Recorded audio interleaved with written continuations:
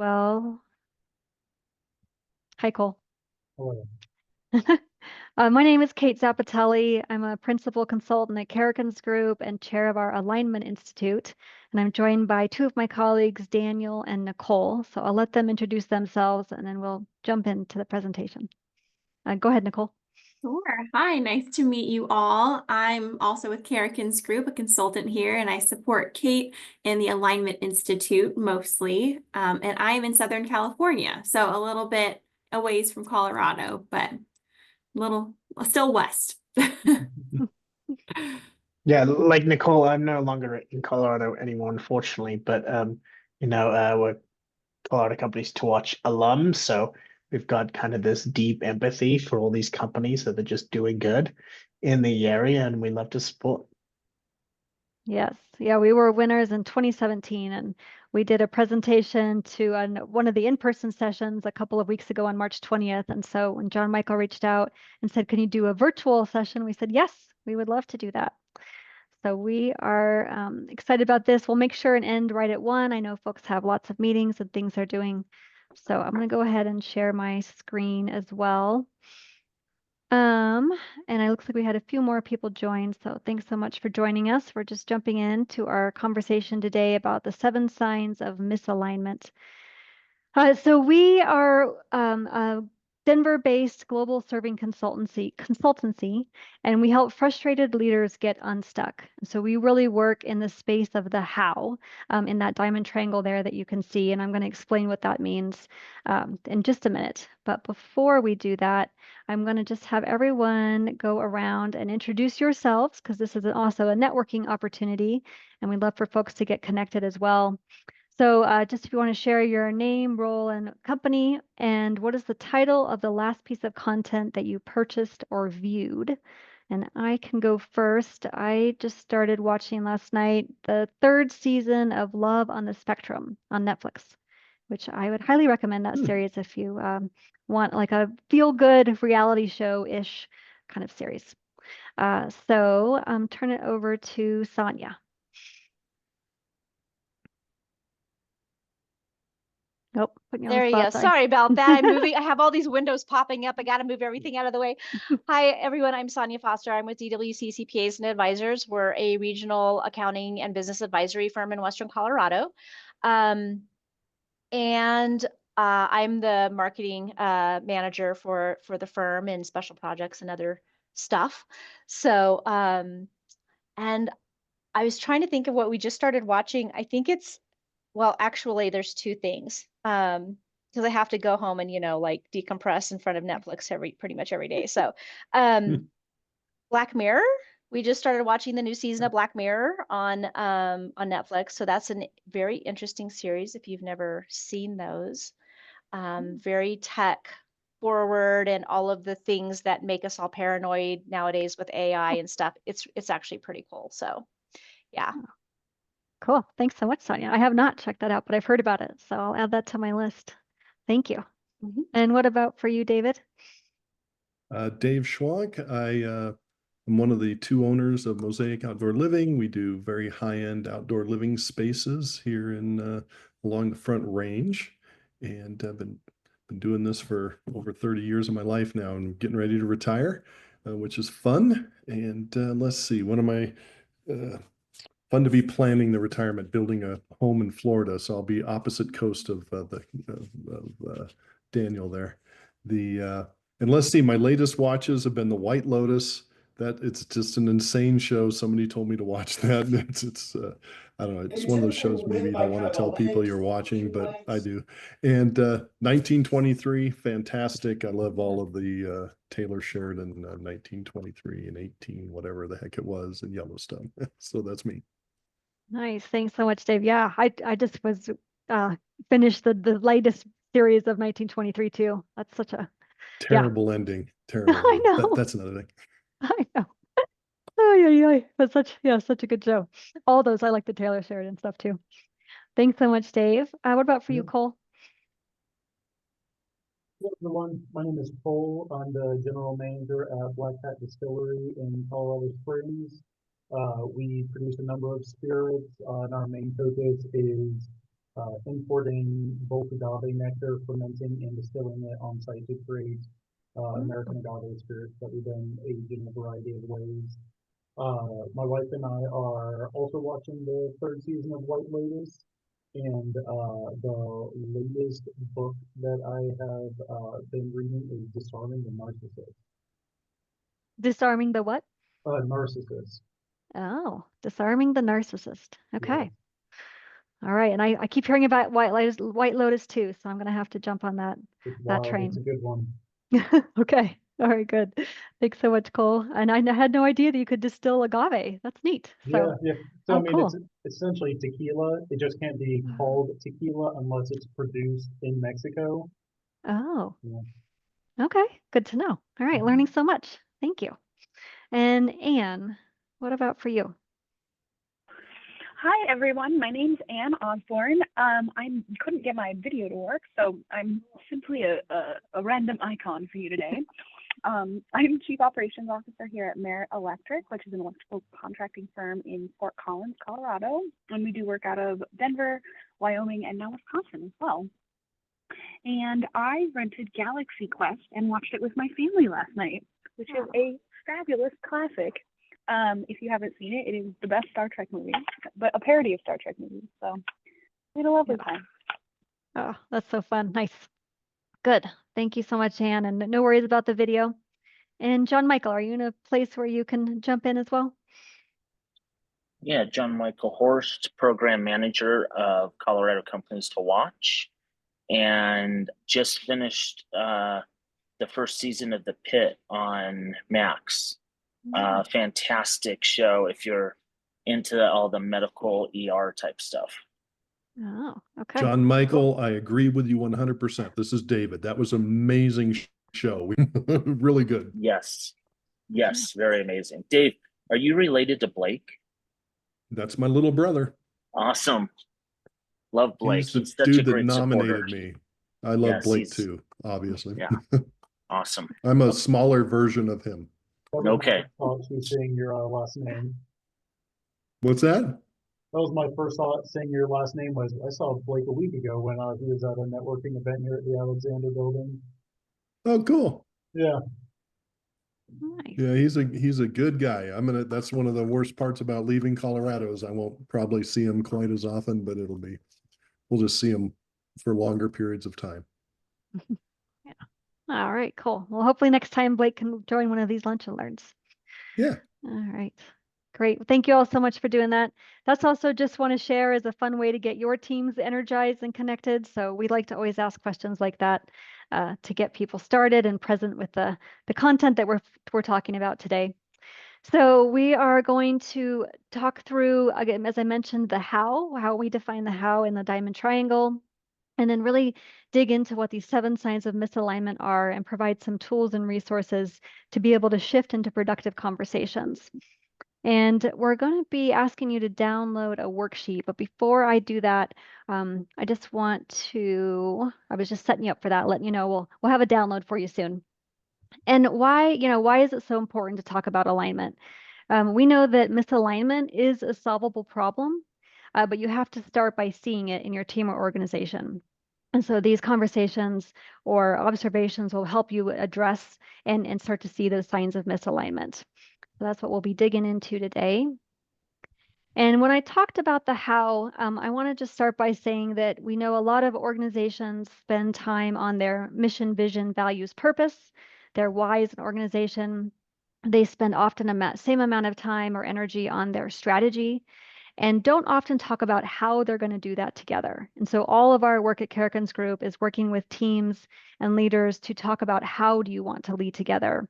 And how in this context is not a tactical plan, but really the behavioral pieces of what it means to lead together or work together. And I want to share a personal story here about why the how is so important. So my family got a puppy 2 months ago. It's our first family dog. And we all said, we all agreed, yes, we want to have a well-behaved, well-mannered puppy. But we never actually talked about, before we got her, how we would collectively train her. And so she came to our house, and all of a sudden it was like, well, we never talked about could she get on the couch, and we never talked about would she get to be in the bed, and we never talked about, did she jump up on people when they first came in, or all of those different things.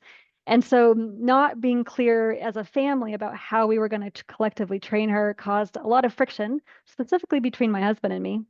But also confusion for the puppy, because the puppy's like, well, I don't know what the rules are, and you guys aren't leading in an aligned way, or training me in an aligned way, and so I don't even know what to do. So that's just a way to bring it home too, that having these conversations in your personal life can be very helpful. And as I've mentioned, I just sort of talking about, we all agreed that it's important to collectively train her, but we didn't talk about how. I want to start our conversation here by saying there's a difference between agreement and alignment. That's one of our foundational concepts at Karrikins Group. And so there on the left-hand side, you see some example statements. And that first one is, I should exercise more often. Does that sound, anyone can shout this out, more like an agreement statement or an alignment statement? Well, it sounds like I agree with it, but perhaps my appetite for Oreos does not align with it. That's a fantastic way to say that. Yeah, Yeah. exactly, Anne. Kate, I'm on the same spot there. I think that's agreement, because I like to say that as much as I can when I don't wake up at 6 a.m. to go to the gym. Yeah, exactly. And so to Daniel's point, that I'm exercising twice a week with a trainer, right, is more in that alignment space. It's definitely more time bound. You have somebody holding you accountable. And so it doesn't just stay in this good idea that, I should exercise more often.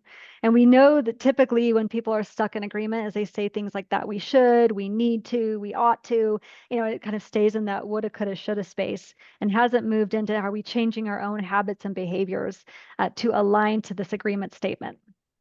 So we're going to put you into a breakout, just a quick breakout here, maybe 2 small groups, Daniel, and think about agreement statements that you hear in your teams or organizations, and how could they be turned into alignment statements. And Sin, I see that you joined as well, so great to see you. Welcome to the conversation. So agreement statements that you hear, and often those start with we need to, we should.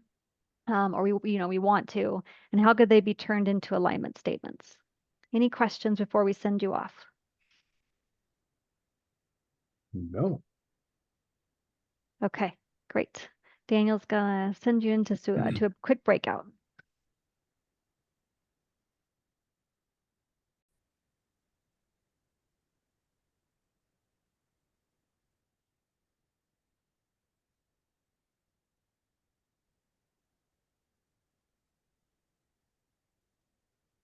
Hi, Greg. How are you doing? I'm good, thanks. Good. I promise you're not the only person here. They're just coming back from a breakout. I know I couldn't, I just got done with a meeting, so I'm just coming in. So Perfect. Well, we're glad to have you here. yeah, good to see everybody. Thank you. Yeah, absolutely. All right. Thank you so much for that. That was a very quick breakout, so apologies if you didn't get a lot of time to share. We asked you to think about agreement statements you hear in your organizations and how they could be turned into alignment statements. So I'm going to ask Cole to share. Yeah, contextually for our distillery, we're in a bit of a rebuilding phase right now. And so the agreement is that we need to simplify and really focus on, foundational efforts and building to be able to effectively scale. And then, sometimes there's a breakdown on the alignment of that because there's not a really rigorous process to evaluate additional projects and whether or not we should bring those on or whether or not we should just say no, at this point, this isn't something that's realistic. And one of the ways that John Michael described it in our breakout group of having fierce, honest conversation, and the ability to have those and see them in the context, and especially in our case, in the time frame that we're operating in. I think sometimes is where the agreement of simplify and focus on our core business sometimes gets muddied with other opportunities on the periphery that are attractive, but maybe don't align with where we're at in this moment. Yeah, that's a really good example. I love like we need to simplify. We hear people say that a lot, and then you're like saying, but then we need to deselect and we need to be really clear on what is going to move our strategy forward. And maybe you didn't use these exact words, but getting distracted by shiny objects and exciting new adventures. So yeah, I think that's a really good example. We need to simplify, but we haven't moved into what that looks like for us as a team to stay focused. Yeah, good. Thanks so much, Cole. And let's see, one more person. Who else has a good example? My example was I have my team members. We want everybody to come up with timelines for our clients, and every employee that works for me in project management, I guess we got about 12 of them now. Everybody agrees, but not everybody's doing it. And I think that John Michael said that fierce, honest conversations. So I love that term, and I think that's a great. That would help us to get better at that, because my business partner is just like, you either do it or you're not going to work here anymore, and that's great. But and he's trying to drive a point home, and that's part of the fierce, honest conversation. But perhaps looking at it with this alignment, I really like that. Or training your puppies. Right. Yeah, no, and I appreciate that it's right. It's easy to say we agree to timelines, and then there's like the ultimatum approach, but I like what you're saying. Like maybe it's helpful to uncover, well, what's holding you back from doing the timesheet? Or the timeline? Like, do you not find value in that? Or just, starting to ask more curious questions of maybe there's a mindset that's getting in people's way, or they think I don't have time to do that. Well, what else do you need to move in your schedule around to make time for it? And then also, and I'm sure you do this, but explaining the why. Like it's important we do timelines because it helps keep our projects on track. It helps make sure we get our revenue on time, or whatever the business outcome of that is, can be really important to share, as opposed to like all right, you don't do it, you're gone. Right? That feels a little less. I don't know. I would personally would want to, that feel a little harsh to me. Yeah, no, great example. Thanks, Dave. So we're, in this space, see that there can be that sort of passive misalignment. There can be like full on, I'm not aligned, but really getting curious and understanding where people are coming from is what we lean into. And I like the fierce, honest conversation piece. We talk a lot about quality conversations, which I would say are a similar build on that. So our seventh, we have an alignment evaluation tool that we're going to talk through here in the next 30 minutes. And you can download this using the QR code there. Then it occurred to me, if you do that, it'll be on your phone. So Daniel's going to put in the chat a link to be able to download it to your desktop. And it's going to ask for your name and email address so that we just make sure that you that you want the download, basically. So you're going to click on that link. It'll take you to a website, put in your name and email address, and then you can download this tool. And we're going to be talking through this tool throughout our conversation here. And please feel free to jump in. As I mentioned, this is an interactive workshop. This isn't just me talking at you for the next 30 minutes. So these are a combination of our years of working with leadership teams and companies, that these 7 signs typically represent what we hear of misalignment. And they're often deeply habituated. And so it takes effort to dig in and get really clear about where you're stuck in a habit. But just at a high level, and it might be a little bit hard to read on the screen, do any of these stand out to you? We've got, meeting topics on repeat, decision rights are unclear, everyone's status is green, but we aren't keeping up. Kind of just, yeah, Greg. I think the one is everyone's status is green, but we aren't keeping up, because it's the frustrating part for me. We do everything in sprints, and have our kind of sprint meetings. And so when you see, status is green, and then you find out that it's not actually green. So I think it's that, I'll use that misalignment, right? Of they're not able to speak up or feeling comfortable to, but that one resonated with me. Yeah, thank you, Greg. And I often too, it's not because people don't want to be honest. It's just that they don't want to be the person on the team, right, who isn't keeping up, or they're, like you said, afraid to have that conversation.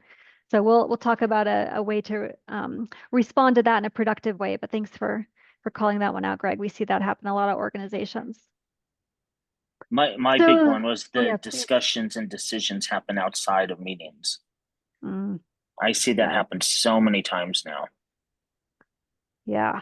And it is that, do you feel like that's because the person wants to help make the decision faster in the meeting, or they don't agree with the decision that was made and they want to relitigate it? What do you think's behind that? I think it's they're driving their own agenda rather than collaborating with the team. Yeah. Yeah. I think that makes a lot of sense. Daniel, any thoughts there? Sometimes with our executive leadership clients, we find that they all agree that they should be talking together and taking the time to work through things, but it's just easier to go and have a click or have a conversation after the meeting and make a decision there, right? You don't have to get as much buy-in, you don't have to be as vulnerable about what you say with the whole group. But we know that leads to a lot of misalignment. And over time, the group dynamics that really impact how the firm, the organization, the small company works really well. So unfortunately, alignment is hard and it's uncomfortable, and you have to call that out and lean into those more difficult things to do. Yeah, exactly. And I hear you saying too, Daniel, time, like it takes time, which is like goes against a lot of organizations. Like we got to move fast. This is holding us back. It's like, well, to get into true alignment, it's going to Daniel's point, be uncomfortable. It takes a lot of context and it certainly takes time. So this first one here, meeting topics are on repeat. We have the same conversation over and over. This happens at Karrikins Group too, even though we teach this stuff, right? This is just can be a deeply habituated habit. And so it's not that I think often there's just too, like to Daniel's point, like it can be uncomfortable to talk about the hard conversations. So let's just keep talking about the things that feel more comfortable to us. And one simple thing that we would offer is that you can change up the agenda for the meeting. So if you typically have a readout, maybe start the conversation with what are the things that we're not talking about that need to be addressed, or have a different person who doesn't go first typically go first, or even sometimes I don't know if you have in-person meetings, like switch up where you sit. I mean, it can be a really simple way just to get people to show up with new energy. And then certainly there's this opportunity there to lean in and say, hey, we've had this conversation a lot. I feel like we were in an agreements place, like you can even use this language, right? Like I'd like us to move into alignment and have the conversation that we need to have. So that's our offer there, is change up the agenda. And please jump in if you have any questions or comments, but I'm going to continue to move us forward in the interest of time. Number 2, decision rights are unclear and decision making is slow. Show of hands, anybody experience this? Yeah, Cole. Sonia, a little bit. Yeah, so this is, often where it comes into that it's easier to say no, right? Because saying yes can be a risk. And if you work in an organization that's a little risk intolerant, that doesn't feel as comfortable. And so it also is like business as usual keeps you from talking about opportunities that might be possible. And we like to say that action often precedes clarity. And sometimes you just need to start doing something and then you can figure out, learn, pivot, and adjust. And sometimes in those meetings, it's because people don't know what their role is. And so we have I don't know what the right word is, but anyway, a voice, vote, veto. And so we can say, in our organization, our CEO has the veto, our managing partner has a vote, and we as employees have a voice. And so that can just be really helpful when we come into meetings to say, well, I know what my role is here. And so I don't have to be worried about, or not worried, but I can be clear that I only have a voice in this. Someone else has the veto. And so I don't have to get so upset if my input isn't taken the way that I'd like it to, because I know that I didn't have that veto or vote in the first place. So this can just be helpful to shift that dialogue too, and to give people some clear understanding of where their decision rights land. Any comments here or any places where you felt it's just unclear what people's roles are, and so that ends up making decision rights harder? Yes, absolutely. Yeah, good. My Yeah. my entire whiteboard behind me that is blurred out is essentially working through exactly this, what we were doing yesterday for an employee whose job title and description is one thing, and when actually working on the mind map of all of the different tasks and responsibilities looks completely different to that, and saying like, okay, this is probably why things are falling through the cracks, is because there's massive misalignment on these things. Oh, yeah. Yeah, that's a really great example, Cole. Good. Well, I'm hoping that this will be a helpful tool that you can pull in, the voice, vote, and veto. Yeah, good. Hi, Camden. Thanks for joining us. We're about halfway through our workshop here. This is an interactive workshop, so feel free to come on video if you're able to. And there's maybe Daniel, if you wouldn't mind putting that link in the chat again for the alignment evaluation tool. Camden, you can download that. So we're at number 3, discussions and decisions happen outside of meetings, not in the meeting. So John Michael, you mentioned that really stands out for you. So you said people are focused on their agenda. Anything else that, like, have you found any success practices for getting people to have those conversations in the meeting and not in their side conversations? No. So if you have anything to help, that'd be great. Okay. Well, one of the things that I'd offer is to recognize where you personally may be participating in the revisiting of the decisions. I'm not saying you're doing that, John Michael, but that's like an opportunity for some personal accountability.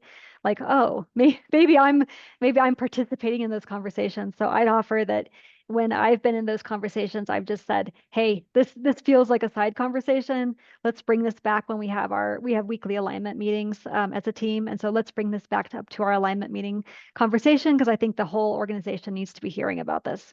So that's one thing I'd offer, is personal accountability. The other piece I'd offer is to notice and name that. So I'm noticing we get stuck inside conversations that can potentially turn into gossip because there's not enough context, and that's not helping us move forward. We're not getting everyone sharing the context, and so let's just to name that out loud, and you don't need to point fingers or make people feel maybe make people feel personally attacked around that, but just say, hey, this is holding us back from reaching our goals. So a lot of our work is, as John Michael mentioned, fierce to honest conversations, what we lean into. Daniel, anything else you'd add here?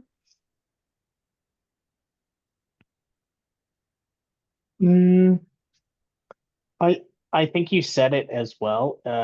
This idea of practicing it, and that's going to require doing these small little things over time. We love to use the term nudges, not shove, to make it easy, to engage in aligned behaviors versus just calling out misaligned behaviors, but nothing changes at the end of the day. Yeah. Yeah, I like that one. Actually, I'm hearing in that too, like maybe it's naming it, oh, I really appreciate how we're making this collective decision, and that we're not making this decision outside of the meeting. Maybe that's another frame to take, is reinforce the positive behavior that you want to see. I love that. John Michael, is any of that helpful? Yeah, it's more, in real life, it's executing, and you get people's emotions and involved, and it gets a little muddy. But yeah, I understand where you're coming from. Yeah. Well, and Yes. I appreciate you saying that. People are messy. Yeah, Daniel. People are messy, and as Kate and I know, it's not just people are messy, but when you have a new puppy, you have to learn how to do positive reinforcement. Little different with human beings, of course, a little less complicated, but still, it still takes time. Yeah, that is true. Yeah, John Michael, I appreciate that. Well, we would lean into the notice and name it. At least that's one strategy. Number 4, we got interdependencies and broader impacts aren't well managed. And so this often happens because people just aren't able to connect the dots, or they don't have enough context to connect the dots. And so they're making a decision from their perspective or their piece of the business without seeing the impacts to other pieces of the business. And I know this often happens with sales teams, where the salesperson goes out and sells something, and then the delivery or the people who are doing the work are like, hold on, what are you talking about? What did you sell? And that's not actually feasible. And wait a minute. And so in that example, if the salesperson were just to say, I know this is going to create a problem for you, but this is why I'm making that decision. This is why I sold it in the way that I sold it. That can be really helpful. And so encouraging everyone in your team to lean in and be curious about different parts of the business so that they can make informed decision making. And that takes really investing in relationships. And so thinking for yourself and your team members, what other relationships do I need to build so that I can make informed decisions and understand the connections across the business. Anybody, Sin or Sonia or Anne, any examples of this in your organizations or relationships you've needed to build?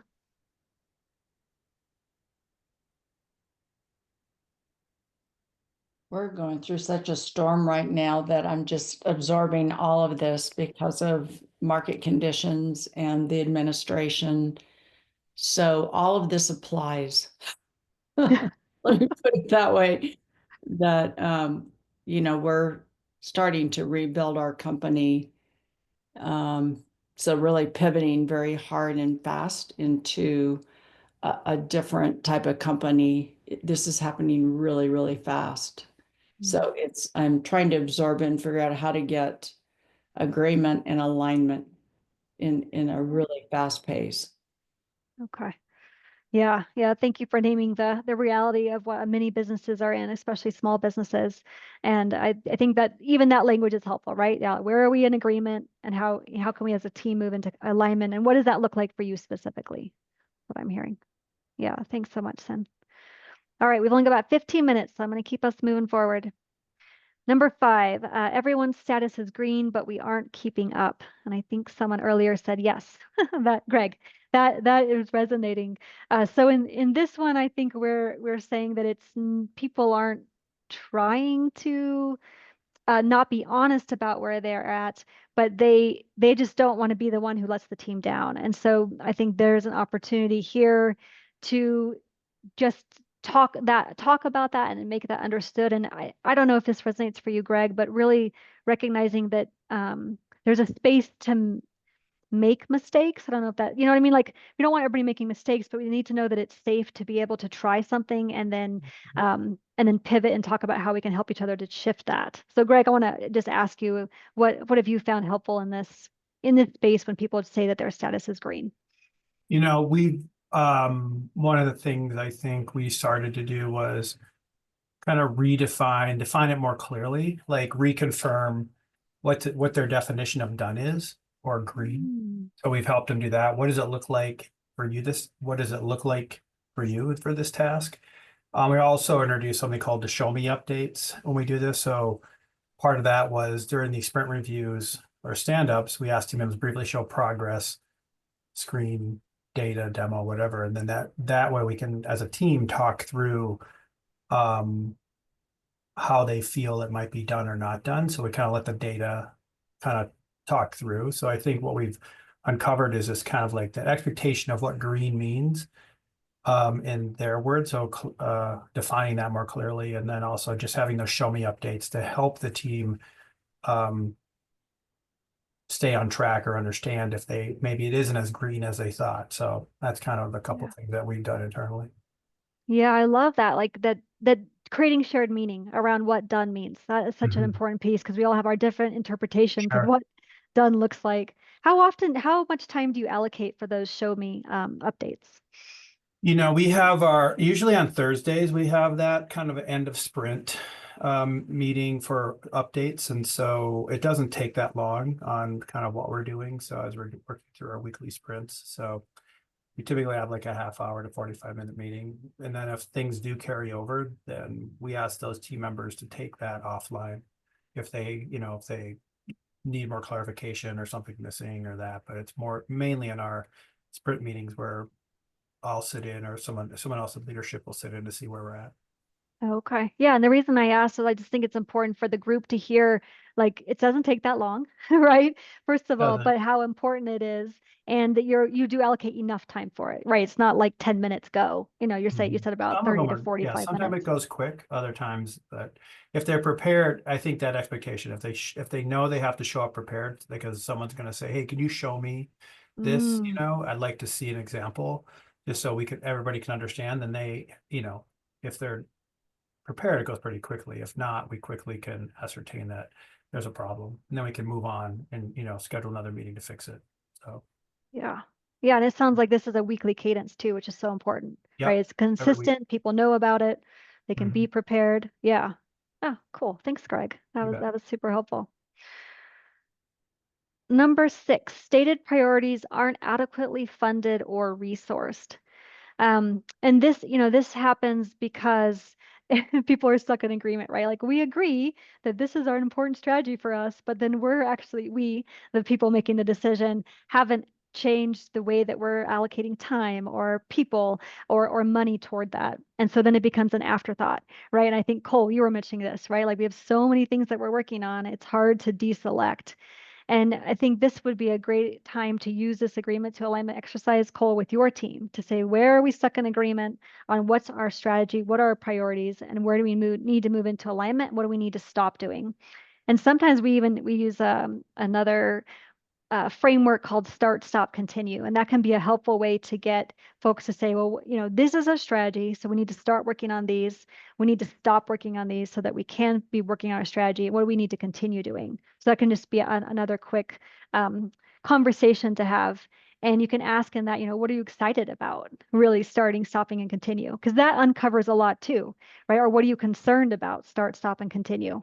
So these are just different, basically ways to have these conversations that get people engaged and doesn't feel so like I'm, you know, I guess, you know, earlier we were saying like alignment isn't so ultimatums, it's having the conversation and taking the time to have those conversations. So I know Dave, you brought that up. So I was thinking about you with that. Yeah, good. All right, so I'm going to keep us moving forward. Oops, the other way. Number 7, accountability is limited.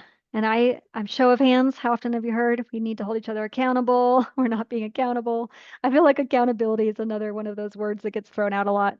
But it's important, right? And accountability, I think to Greg's point around what done looks like, is important to create shared meaning. What does accountability look like for us specifically?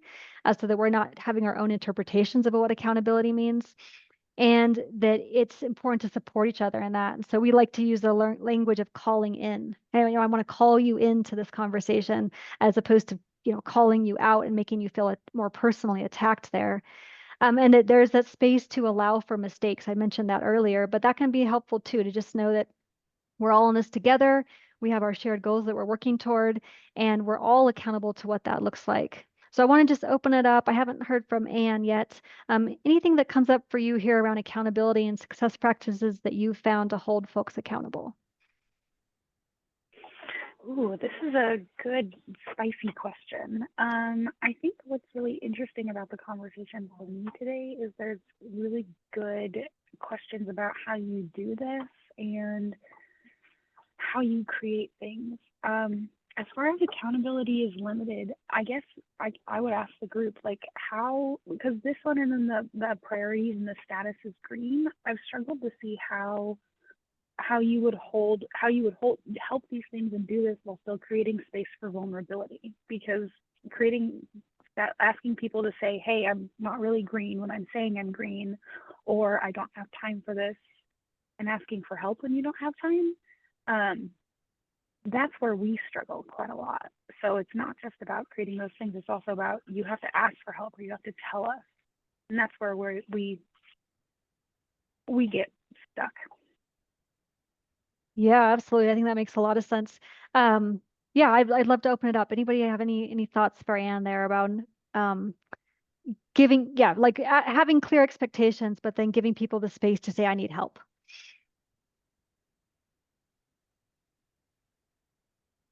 I think that I feel like that's particularly difficult because that can also come down to wider company culture, which is, you know, much more slow moving and really creating the space for, you know, like you said, some room for people to fail and move on without having the hammer brought down on them so that they can move forward and learn and get better. And then also creating an environment and culture where you can be honest and say, you know, these things are, you know, falling behind or extra support is needed, or, you know, I thought that the scope of the project was this, but it's actually grown to this. And now, you know, we need to reprioritize the things on the plate in what's realistic to be able to get done and execute at a high level. Yeah. How do you, Cole, how do you model asking for help? I think trying to put things in context. I'm a big believer that everything exists in the context with which, like, in the scope with which you're viewing it. And so, you know, depending on how you are able to maybe frame the struggles that you're in and how you're able to show that, you know, potentially where you might be in a culture where it's more difficult to sort of have those open vulnerabilities, you know, really being able to show that, you know, okay, these are all of these different things going on and how they're intertwined, and this is the complexity, and really, you know, evaluating it from a business case of, you know, this is the reality in the context that we're working in outside of the scope of this one project. And that's why this isn't necessarily a single pointed failure, but just something operating within all of these different things that are happening at the same time. Yeah, so I'm hearing like really sharing the interconnections of the business, the context for why those things might be not going as well as you'd like, or going well, right? Either way. But it sounds like for you, you take the time to explain all of that. That's what Yeah, I'm hearing. yeah. Yeah. Yeah. What about for you, Dave? What do you do with your team? We're really now just getting into holding people accountable. You know, we were just going over P&Ls yesterday and literally shining the light. Take one of everybody's projects that they've done and look and see what their margins were and discuss what went right, what went wrong, and what we could have done better. And you know, so just accountability on all levels. So we are doing that, and I feel like my team's doing a darn good job at that. Yeah, and I really hear you saying you're using data to support that.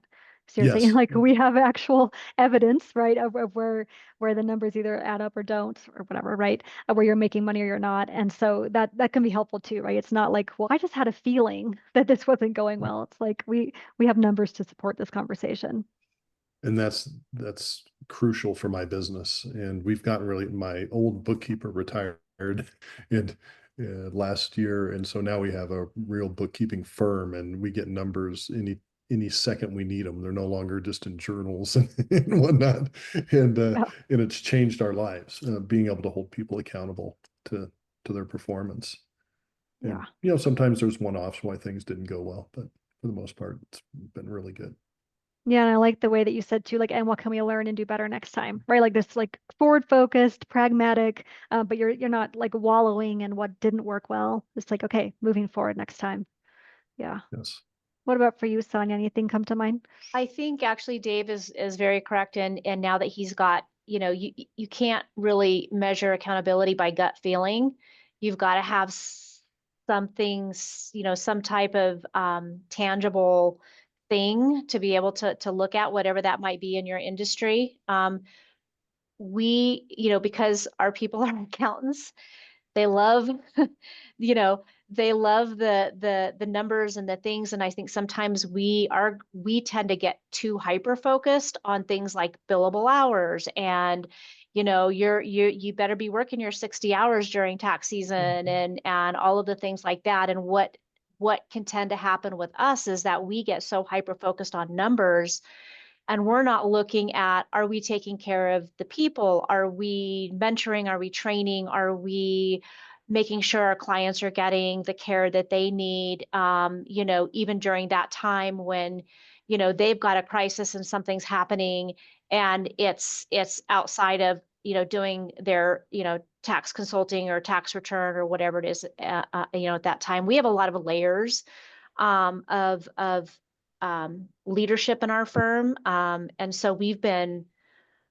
actually trying to go from specific office location leadership to more of a and siloed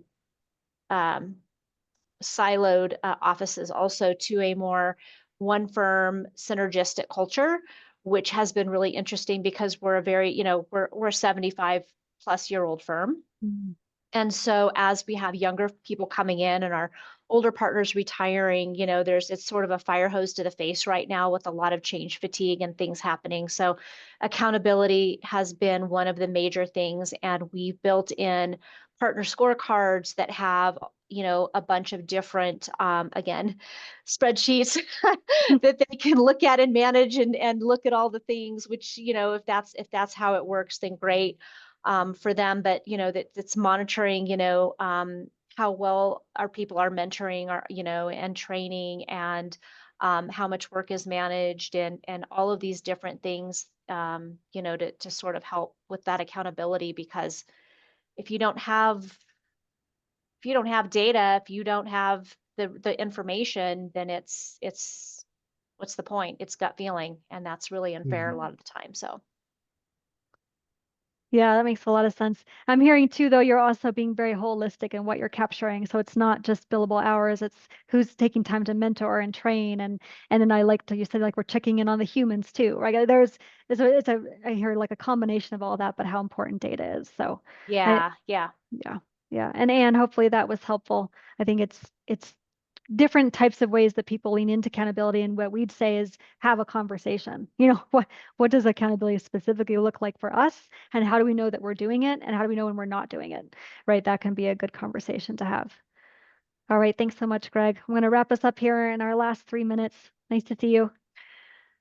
So we have a very much a strong belief that nothing changes until someone changes, and that someone is you, you being the leader or the most senior leader in the organization. And so it's very easy to want to change other people, but we know that alignment starts with self. And so, one of our takeaways from this call is to say, how do I need to have different conversations with my team to help them move from agreement to alignment on what's most important? And think about, different audiences and different communication styles certainly are a piece of that. But how can you start with self as a leader for your organization? And your call to action, we'd suggest that you thanks so much, Anne, have this conversation with using the alignment evaluation tool, and just start to say, do we rarely do this? Are we typically doing this? Or do we often? Do we often get stuck in these circular conversations, or accountability, or status is green, or whatever the example is there? So this is just a thought starters for your next conversations. I want to make a quick plug for Karrikins Group. We have a learning and development program that we are offering CCTW members a 25% off code. So if you'd like to learn more about that, we'd be happy to send you some information. It's a great program to learn the language and skills of alignment. And it's very helpful to have a shared meaning, having more people go through the program together. That way that you have a shared language to use with each other. And we also have a book coming out. Our CEO wrote a book called Make How Matter. And this is exactly what we've been talking about today. And so how to lean into those conversations as a leader. And we'd be happy to send you some more information about that as well. All right. Well, thank you so much for joining this very interactive non-webinar Lunch and Learn. I really appreciate you being on video and for your insights and the ways that you're bringing your organization strategies to life. And we'll look forward to staying in touch, and so happy to connect with you. We are adjourned. Thank you so much. Thank you, Kate. Thank you, everyone. Thanks. Bye, everybody. Great rest of your day. Thank you very much.